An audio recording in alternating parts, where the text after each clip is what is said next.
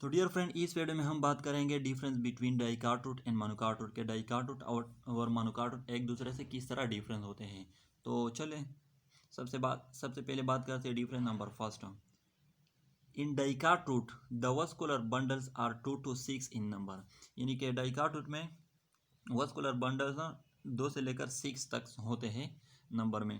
और monocot root the vascular bundles are more than 6, और monocot root में वो 6 से ज़्यादा होते हैं।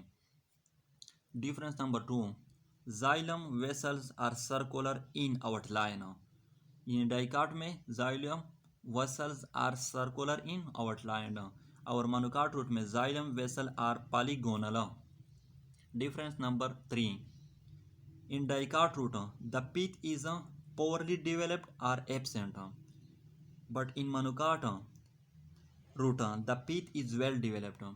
डाइकार्टरूट में पीच जो है वो पोअरली डिवेलप होता है या एब्सेंट होता है, कम्प्लीटली एब्सेंट होता है, और मोनोकार्टरूट में वो वेल डिवेलप होता है पीत।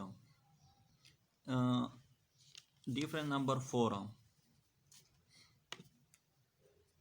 इन डाइकार्टरूट secondary growth take place in later stage, but in monocarotid secondary growth doesn't take place।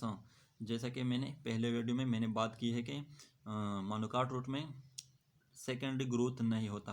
क्यों? इसमें कैम्बियम नहीं होता, क्योंकि इसमें कैम्बियम एब्सेंट होता है, इसलिए मोनोकार्ट में बिल्कुल सेकेंडरी ग्रोथ होता ही नहीं। तो डियर फ्रेंड, ये थी डिफरेंस बिटवीन डाइकार्टरूट एंड मोनोकार्टरूट।